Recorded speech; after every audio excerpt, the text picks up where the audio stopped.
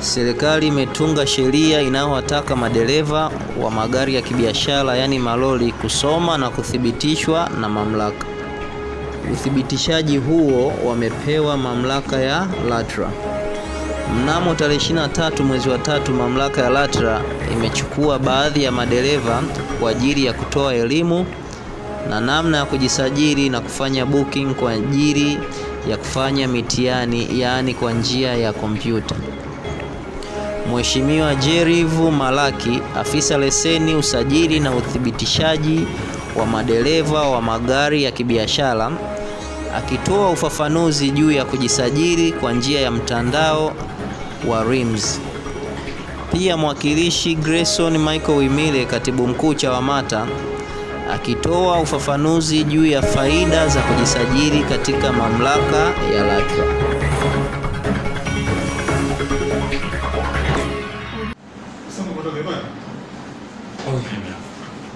Lakini kwa ujumla mbele yako ni madereva wa magari makubwa. Tulikuwa tumezungumza, kwa hiyo tumewaleta hawa kwa ajili ya zoezi la kwanza la mamlaka, na wako tayari nadhani kwa jambo lilokusudia. Karibu sana kiongozi. Tulianza zoezi la kuwasajili baada ya kupata madereva wote wanaohudumu katika vyombo ya kibiashara waweze kusajiliwa na mamlaka. Kwa upande wa madereva vile vile, hatua pili ni kuwathibitisha. Tunawasajili na kuwathibitisha. Madereva watakaothibitishwa ndio watatoa vyeti vya uthibitisho. Kwa maana hawa tunawathibitisha kuhudumu katika sekta ya usafiri wa biashara. Kwa zoezi hili litafanyika kwa madereva wote wanaoendesha vyombo vya biashara. Kwa hiyo ni zoezi makini na vizuri, kwa maana tunataka ifanye ya udereva iweze kuwa rasmi zaidi, iweze kuwa na tija zaidi. Tunataka madereva wanaothamini maisha, mali na watu wengine barabara. Kwa hiyo ndio ule udereva wa tunazoea, twende sawa na dunia ilivyo ndio inataka tuweze kuwa rasmi zaidi. Sasa katika hatua ya kwanza tuchafanya, tumeandaa mfumo. Mfumo tunaoita DTS au Driver Testing System, ambao tutawezesha madereva kuweza kujibu baadhi ya maswali, pima uelewa na keo wao. Maswali yanatoka katika section 4 leo tuongeza baadaye, lakini ni ya kawaida ambayo ndio tunakutana barabarani. Sehemu ya kwanza itakuwa ni maswali ya alama na barabarani. Sababu unafahamu lugha ya dereva tuongee kwa sauti. Tunaongea kwa ishara, michoro na alama za barabarani. Ndio lugha yetu. Kwa lazima dereva aweze lugha hii kuifahamu, kuitafsiri, na wote tuwe na tafsiri moja. Na mtaala tunatumia kwa sasa ni mtaala ule unasema mtaala wa East Africa EAC Community. Kwa sasa ndio tunatumia ili kuweza kufanya ile eneo la ukanda huu kuongea lugha moja. Kama unavyofahamu kitu kinaitwa tripartite. Maana East Africa, SADC na COMESA ni makubaliano ambayo yapo kwa ukanda ambao tutafanya pamoja. Katika mfumo ambao tunatengeneza tutakuwa na maswali tu ya aina section 4. Section ya kwanza tunasema ni alama na barabarani. Lakini sehemu ya pili tutakuja kutambulia sheria. Sababu ni vizuri dereva fahamu sheria, ndio kufundishwa. Lakini kipengele cha 3 wasema ni udereva wa kujihami, defensive driving. Katika mazingira ambayo wengine wamesoma, wengine hawajasoma, lazima tuongeze skills kidogo, tuongeze ujuzi kidogo, kwamba uende mbele zaidi. Pamoja kama unafahamu alama na michoro, unafahamu sheria, lakini lazima una kitu cha ziada ili uweze kuwa salama katika jamii hii ambayo wengine wameelimu, wengine hawana. Kipengele cha 4 tunasema itakuwa na maswali ya ufahamu. Unajua nini? Sasa fani yako dereva unafahamu nini? Sheria, mchoro na alama, sheria, dereva kujihami na maswali ya juu. Sasa huu mfumo tunapofanya kazi ndio usajili. Cha kwanza, dereva atapaswa kuwa na namba ya NIDA. Hii ni jambo la lazima, na kwa sababu kwa sasa hivi taarifa zinaanza baseline, taarifa zinaanza kwenye NIDA. Tukaingia kule. Kwa hiyo wala mtu msajili kwa ile form tutaweza kuhamishia kwenye mfumo. Kwa hiyo dereva atakuwa na account ya kwake. Sawa. Fungua kule kwenda kufanya. Na hatua ya pili sasa, kushafungua kule, ndipo sasa dereva anaweza sasa akaomba au akafanya booking ya mtihani. Lakini hatua hii ya uthibitisho itakuwa na gharama kidogo, ambapo gharama yake ni shilingi 10,000. Kwa baada ya kutuma maombi yako, sawa, afu nimesha hiyo nyingine hii. Ukishalipia hiyo shilingi 10,000, unakwenda kwenye sehemu ya maombi ya mtihani. Sawa. Kule ikikuta pale itafungua tarehe, itafungua kitu kama kalenda. Sasa wewe pale unaweza kuchagua kuanzia tutaweka session mbili. Unaweka asubuhi na ya mchana. Asubuhi saa 3, saa 3 na saa 3. Session nyingine mchana ni saa 8. Sasa mtu anaangalia saa ngapi na muda na lini. Kwa tarehe ambazo ziko pale, hiyo unachagua. Kwa kuchagua tarehe yako ile unahifadhi. Alafu hizi sasa siku ya yani ukija pale unaweza sasa ukafanya kwa tarehe ambayo umechagua. Hizi nafasi za tarehe hiyo tutakuwa tumetoa kama kwa siku na nafasi 5. Zikiisha hii tarehe ile inaondoka. Kwa hiyo ukiona iko pale, hiyo tarehe iko wazi kwa ajili ya kufanya booking. Nafanya booking. Ukiona uione hiyo tarehe hiyo imekwisha jaa. Unaweza kuwa unataka kufanya ndio asubuhi. Unaweza kuwa umeshawahi hiyo tarehe hiyo au uone asubuhi hiyo tayari asubuhi, session ya asubuhi imejaa, kama iko session ya mchana utabuka session ya mchana au Jumanne yake au siku inayofuata. Ukifanya booking hizo, sasa siku inayokuja unakuja hapa, kama mfano tunaandaa chumba kama hiki, chumba hiki hapa kingine kiko pale.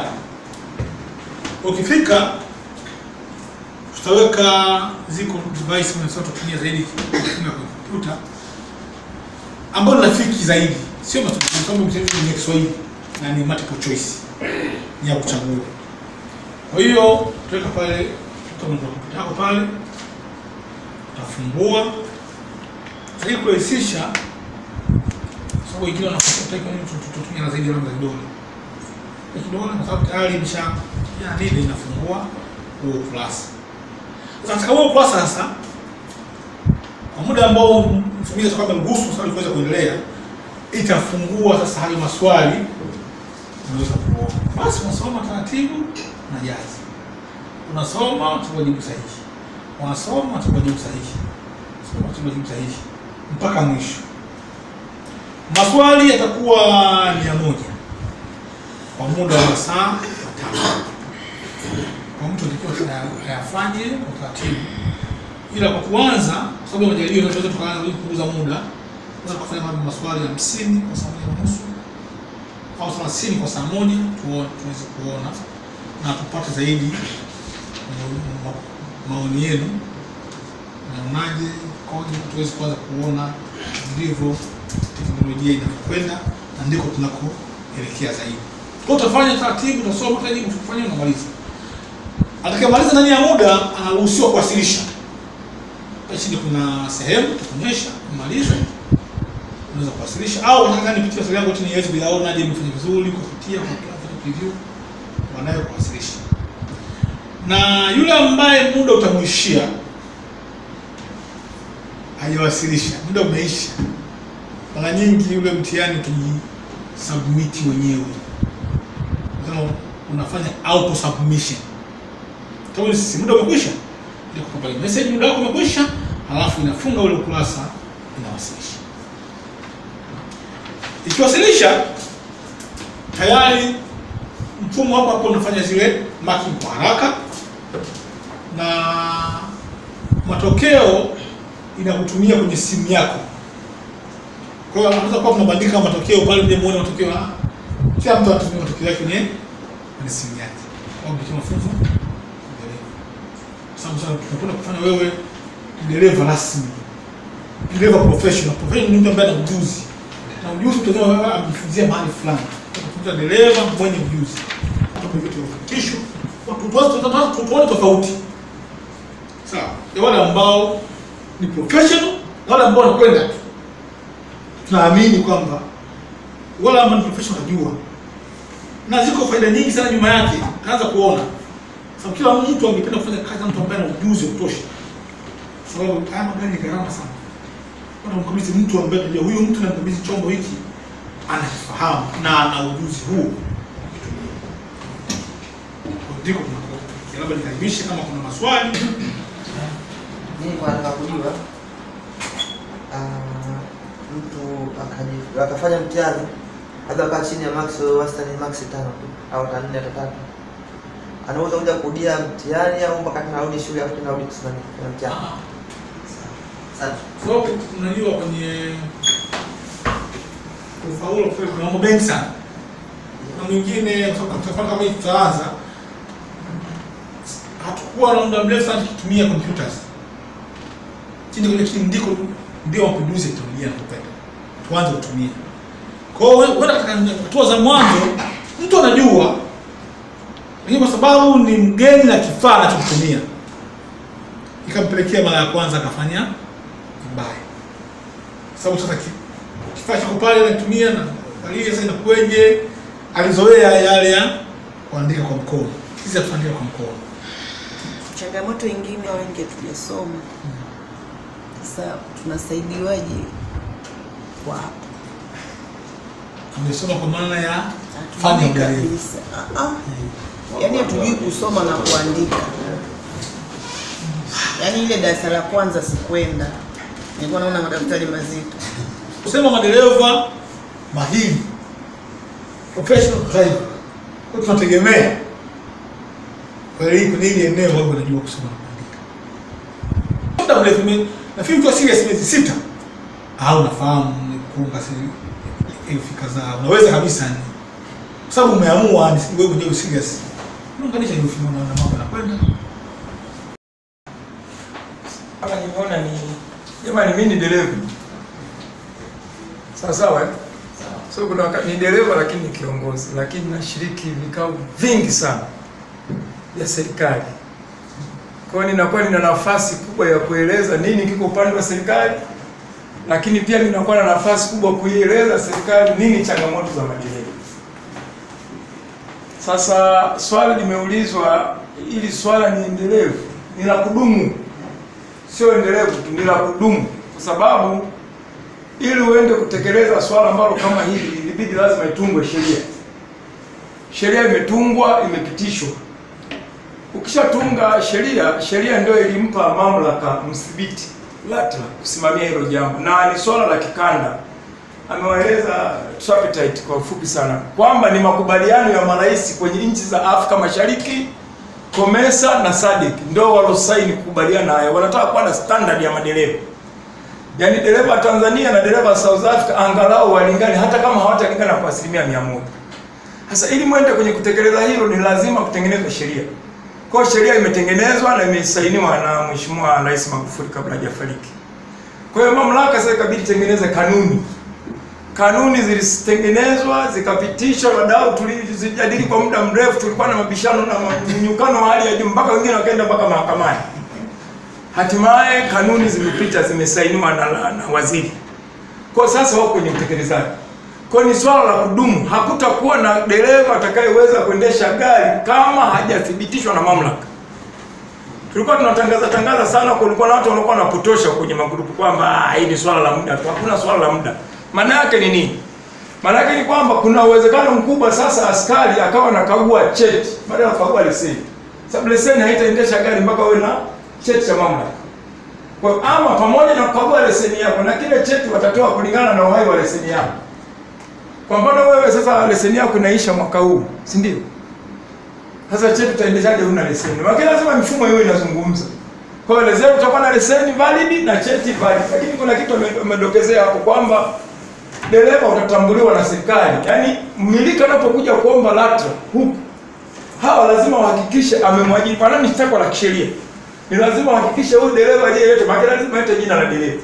Huyo dereva ni yule ambaye amesajiliwa na mamlaka. Na mamlaka yenyewe ndio hii inayotoa kibali cha mmiliki.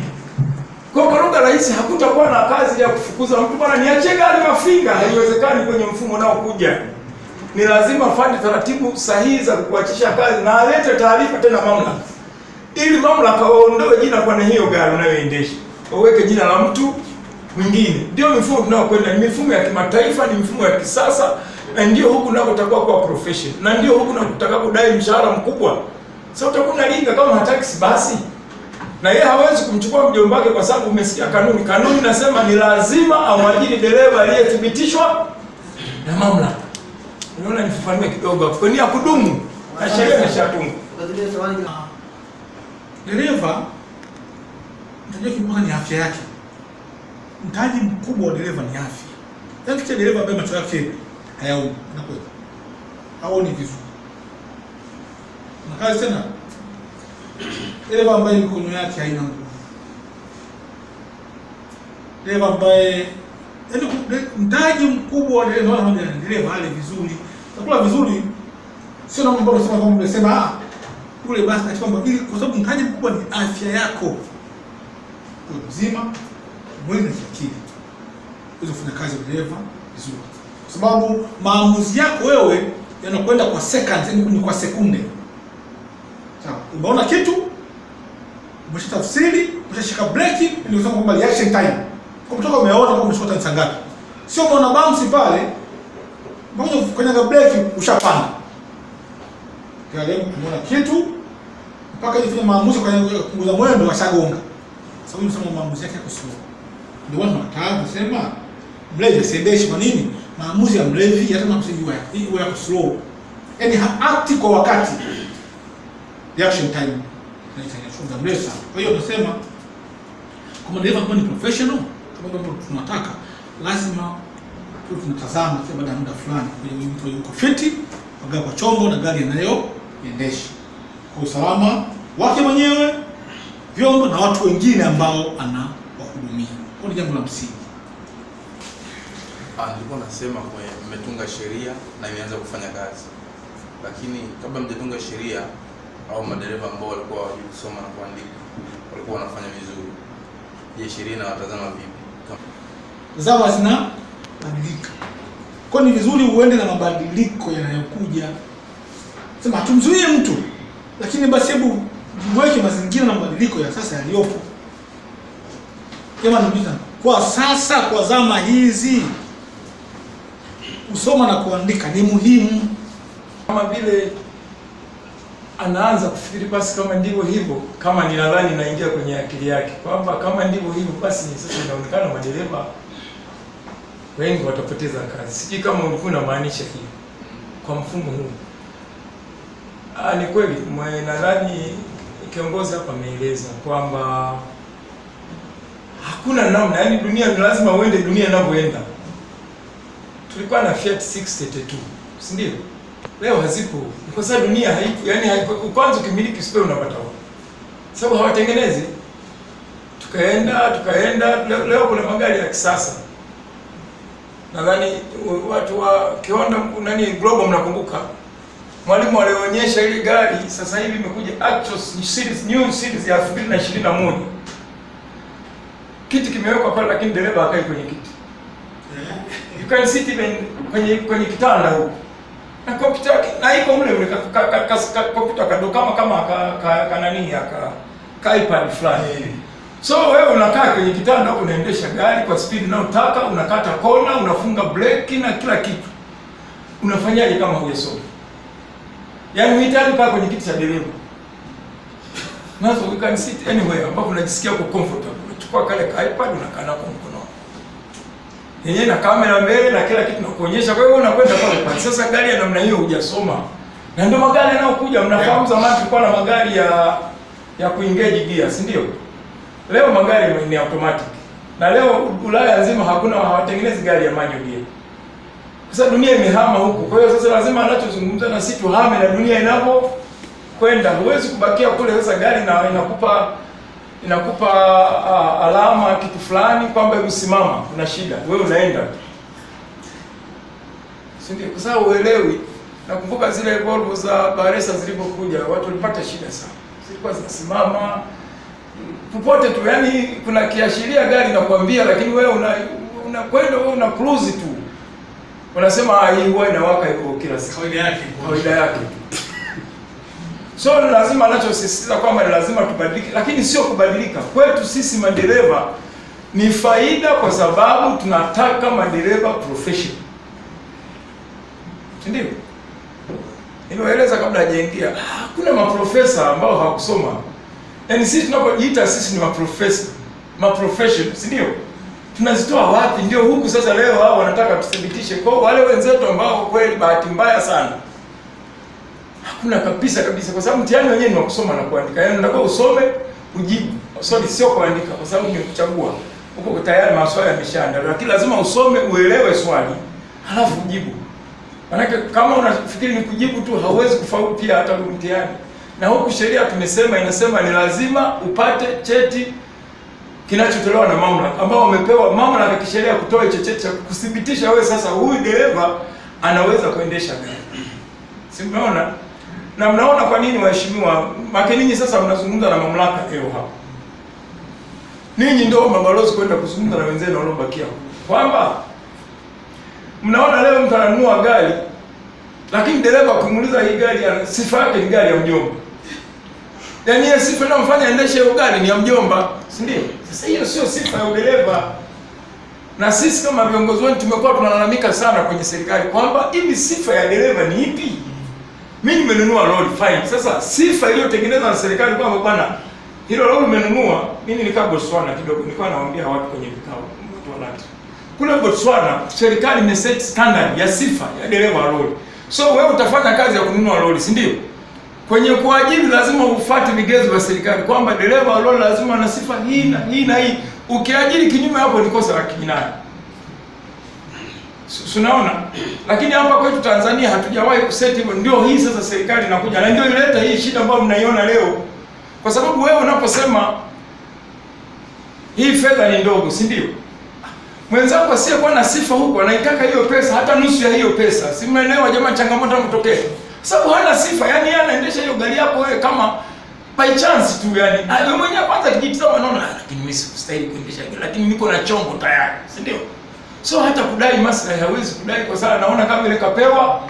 So I'm not talking about mtu kama wewe ambaye ni experienced driver au nani, lakini kuna wale hao wanaozungumza katoka kwenye bodaboda, kafanya makumashi yake kapata leseni class E. Sasa na yeye anataka gari yako hiyo hiyo. Si ndio? Lakini mwajiri pia anajua yeye ni chipa kwa sababu hana ujuzi na anamwambia bwana wewe nikikupatia 200,000 unaenda Rwanda. Sasa bosi zinatosha hizo. So serikali nataka kuondoa hicho. Mimi huwezi kuniambia yule dereva alofanya ajali pale alikuwa ni professional driver. No, hakuwa. Defensive driving yake ilikuwa wapi? Sasa tangu alipokuwa anaanza kuovertake ameona kuna magari mbele kuna kona. Defensive yake ilikuwa wapi? Hata unaposikia amenyang'anya leseni, naona wengine wanalalamika. Mnalalamika nini? Mtu ameua watu kule kwa sababu ya ujinga wake tu. So lazima tuwe serious. Yaani sisi wenyewe madereva kwenye industry yetu lazima tuwe serious. Ndio tuende kwenye hicho tunachokitafuta. Kama tuko serious, sisi wenyewe tumewatengeneza madereva ambao unqualified. Mimi namfundisha tanibai wangu hajakuwa qualified na kwenda namnunulia leseni. Nampa anakuja tena kunyang'anya gari yangu ile, anaenda kumwambia bosi au dereva huwa anauza mafuta njia. Lakini wewe mwenyewe umemtengeneza yule, umesahau. Na umemtengeneza hajakuiva. So vitu na namna serikali nataka iondoe ujanja. Ujanja kwetu sio madereva na ujanja kwa wajiri, kwa sababu kuna kanuni nasema ni lazima huyo dereva naye muombea kuendesha hiyo gari. Yes, lazima aombe kibali cha LATRA, si ndio? Na hao ndio wanatoa vibali. Lakini lazima huyo dereva awe ni amethibitishwa. Na wanaothibitisha ni wao. Kwa hiyo wao sio kazi kujua. Nyinyi mko kwenye database hapa. Wanaangalia tunaitwa na Samson. Wanamwona ni Samson kweli. Ani kibali chake ni hiki hapo. Unaiona? Na vitakuwa renewable. Muwaulizeni wenzetu wa Zambia. Wa Zambia wana hivyo tunakufanya vibali kwa wanao. Acha leseni wana kibali. Walikuwa na renew kila mwaka. Mwaka jana walikuwa na mjadala sana kwamba bana hapana wanaomba waongezewe muda. Nadhani wamekubaliwa, sina hakika sana. Wamekubaliwa watakuwa kwa renew kila baada miaka 2. Kwa hiyo Zambia ana leseni lakini ana kibali. Kuendesha gari. Sio kama mnajua hii. na kinakuwa renewable. Kila walikuwa renew kila mwaka. Sana sana wa matengi, niliona kwenye matengi sijui na watu open kama wanaga. Wanaita besa. Wanaita besa kama sio. Besa. No. So sisi kwetu hapa nadhani itakuwa miaka miwili. Kwa hiyo hicho kipande ulichokipewa nao utakuwa kila unakiuisha kila baada. Unapokiuisha utatakiwa kwenda kufanya medical exam na nini, yani ili kujiridhisha mamlaka kwamba huyu tunayempa ni dereva timamu. Unapata tena baada ya miaka miwili tena unarenew. Hiyo nimeona nifafanue zaidi kwa sababu najua nini kinaendelea. Lakini kwetu madereva kitatusaidia, na ndio mwarobaini haya changamoto ambazo tunazungumza sasa hivi. Kwa sababu kazi zetu sisi ambao ni professional zinanyang'anya na wao ambao ni professional. So imekuja solution hiyo, mimi nafikiri muifurahie sana. Ila ni kweli kuna baadhi ya watu wataondoka. Na wataondoka kwa sababu hawakuwa na sifa ya kuendesha gari. Sio kwamba wanaondoka kwa sababu mfumo hawataki, no. Wataondoka kwa sababu hawakuwa na sifa ya kuendesha, ila walikuwa wanaendesha. Kwa sababu ngoja nikwambie kitu kimoja. Unafahamu utaratibu wa kupata leseni? Labda pengine tuanzie nyuma. Unafahamu? Sasa huyu alipataje? Maana yake utaratibu wa kupata leseni lazima uanze kule kwenye kwanza uende shule. Ukimaliza chuo sasa uombe lena. Uende ukafanyiwe majaribio kule traffic. Ukishapata daraja la kwanza unataka ukae miaka 3. Unatoka D miaka 3 na unakwenda na shule. Halafu unakuja ukata lena ili ukaliwe E. Baada ya hii unakata miaka 3. Kwa maana kutoka kupata leseni yako ya kwanza kwa utaratibu wa kisheria. Ili uje upate leseni class C lazima unaje miaka 6 ya kuendesha gari. Lakini mtu anachomoka tu from wewe anaondoka na C1, C plate, C nini. Yaani kuna watu wanamiliki leseni hata umuulize bwana hii ya kuendeshea nini? Hajui. Lakini nani? Mbona watu wanaweka mpaka ile ya mama hizi equipment za kutengeneza barabara. Sasa unamuuliza wewe hii ulisomea wapi? Hajui hata chuo. Maana hiyo vipo wanavyosomesha. Shinyanga, Morogoro. Muulize wewe ulisomea wapi hii? Hiyo vya ujenzi vile wanasomea. Hajui. Sasa unaiona hii hao ndio wanataka kuondoa ile holela. Mimi na uhakika zoezi likitana, mimi ningetaka waanze karibuni. Alichowaeleza si kama muelewa kwamba sasa hivi wataanza kuwasajili na kuwasaili, si ndio? Alichosema kwamba hajui sheria sasa ya kumtaka kwamba kuanzia leo sasa dereva asiyekuwa na cheti haruhusiwi kwa barabarani, ndio hajui. Lakini usaili sasa unaanza. Kwa hiyo tayari kuna siku itatangazwa tarehe wa serikali kwamba kuanzia tarehe fulani dereva yoyote ambaye hana cheti cha mamlaka hata ruhusiwa kwa barabara. Ndio utakao kuta wale jamaa ukija tu bwana naomba cheti. Haulizi leseni sasa. Barabarani sasa. Na kule hakuna cha kusema, hakuna kwa sababu mifumo itakuwa hata hamna cha kusema utakuwa na cheti fake. Umemsikia sasa hivi dunia tunakwenda mtu anajulikana kwa jina. Unaona hapo kwenye hiyo fomu unataka uweke NIDA. Cheti chako cha NIDA, namba yako ya NIDA. Kwa maana kwenye taarifa za LATRA wanaingiza kila kitu kinakuwa pale. Niliwaambia asubuhi hapo, yaani mifumo wanayotengeneza msema kanda. Ukifanya ajali South Africa hapa wanajua. Yaani ukifanya ajali South Africa hapa wanajua dereva wetu, dereva namba fulani namba, kwa sababu akikufungia kule hawa nao wanaona. Wakipunguza point kwenye leseni kule hawa nao wanaona. Unaona ni mifumo inazungumza. Kwa hiyo ule uhuni jamani unaisha kabisa kabisa. Nimeona nini nifanue na muende mkae mabalozi kwa wenzenu mueleze vizuri namna mifumo inavyokwenda kufanya. Yaani uwepo wenu ni faida kwenda kuelewesha wale wenzenu. Wala ambao hawajasoma manake waende kusoma. Sasa ili usajiliwe hapa lazima umesoma. Kwenye shule iliyosajiliwa na serikali. Kwa ajili ya kutoa mafunzo hayo. Sasa swala la kusema madereva wataondoka, sio wote wataondoka kuendesha magari ya kibiashara. Umeelewa? Yaani kwenye magari ya kibiashara ndio wataondoka, lakini magari mengine huko wataendelea. Kilikuu na nini ataweza kuendesha taxi na nini, lakini sio taxi ya kubeba abiria. Ya kwake binafsi. Umeelewa? Yaani hii kibali sasa wameanza kwa magari ya kibiashara. Malori yanayofanya biashara na mabasi na gari za tours na magari yote ambayo yanafanya biashara. Nadhani nimeona nifafanue zaidi nipeleze. Mimi nimeendesha basi. Profession ya nani? Ya dereva. Basi, nimemaliza hivi. Kwa makosa ya makosa na kwa hataki. Au labda swali rahisi tu kwamba dereva mzuri ni dereva gani? Kwa sababu ni hivi, sikiliza. Kwa sababu huwezi kusigari. Kwa ajili sikiliza. Kwanza unapozungumza timetable. Bahati mbaya tu kwa sababu ndio, lakini ninataka nikujuze. mamlaka moja ya kazi yake ni kutoa timetable, lakini mamlaka haitoi tu yani kwamba wewe utatoka sababu wanafanya uchunguzi, wanatoka hapa na basi wenyewe mpaka kule, wanasimama, wanakula, kila kitu wanafanya mpaka wanafika Tunduma. Naona kwa hiyo ili basi itoke Dar es Salaam lifike Tunduma natakiwa kutumia masaa haya. Yaani hapa unajua hii ni taasisi kubwa sana. Kuna kila aina ya mtaalamu anayehusika na transport yuko hapa. So hawaandiki tu hawaandiki na anaweka na muda wa ziada. Kwamba inawezekana wewe ukapata emergency njiani. So hizo timetable si wewe hujawahi kuona unapanda basi, mimi nipanda siku moja nakwenda Mwanza. Sawa, kwa mfano. Wale jamaa walikuwa wanakimbia kweli. Tumefika Singida, tumekaa pale polini kabla kwenye reli pale. Kabla kufika Singida, siku na reli pale. Kuna kiparking fulani kiko hapa kwenye kona hiyo pale. Tumekaa pale dakika 45. Wanangojea sasa muda hapa nataka kiingia kule atakutana na LATRA. Si ndio akiingia Singida atakutana na LATRA kwa nini umeingia kabla muda. Kwa hiyo tumekimbizana huko njiani alafu tumekwenda kupanda dakika 45. Wewe ni tajiri. Mimi nazungumza tu. No, tajiri sikiliza. Tajiri asikuingize kwenye matatizo. Hata yule dereva ameondoa leseni. Ngoja nisaidie. Kwa hiyo ni shida ya dereva kwa sababu kama madereva wote mtakuwa hivyo. Si ndio? Madereva wote mabasi mmeamua kufuata utaratibu na sheria. Hata mpata wapi dereva anayekimbia? Sasa kwa mfumo huu ambao sasa kwa sababu tajiri anampata dereva mpuzi. Ni mpuzi, ngoja nikupe acha hiyo. Wewe nimesema wakati unajua nilikuwa nawaambia hapo. Nimewaambia hivi, sasa hivi kuna mjadala kwenye magrupu, si ndio? Watu wanasema tuongezewe mishahara midogo. Nimewaambia kuna watu wanafanya kazi mpaka wanne hapo hawalipi mshahara hata huo mdogo. Hao wanasemaje? So wapuzi. Sasa unakuja kusema kwenye upuzi. Sikiliza, wewe ni taaluma yako ya udereva. Wewe huwezi kuendeshwa na mwajiri wako. Ukishaharibu taaluma yako kaendeshwa na mwajiri, ukimbia wewe unakimbia au abida anakuambia kitu, umekosa sifa kwa dereva. Hawa wanachukua cheti chao. Full stop. Alafu kalalamika na tabia yao wanaoleta. Sijui kama kikao cha mwisho wewe kuwepo. Nakumbuka Kabarata na kikao tulijadili hilo swali. Nadhani kitu ambacho LATRA walisema kipindi kile walisema hivi. Leseni za madereva hazichukuliwi siku moja, mwaka mmoja.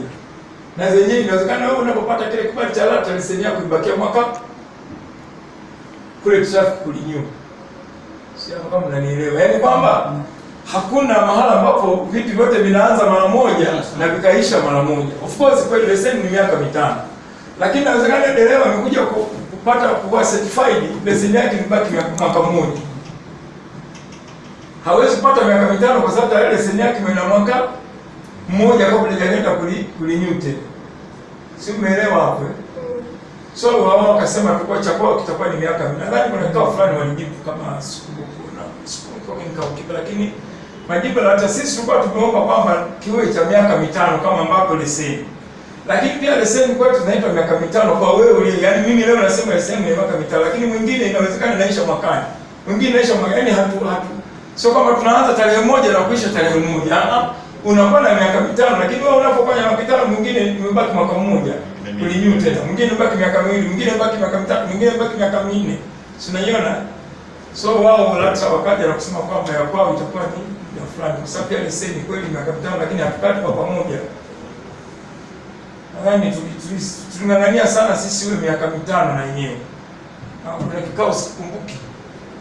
Kikao kipi, lakini majibu yalikuja kwamba sasa leseni zetu sisi madereva sio miaka 5 lakini hazikai miaka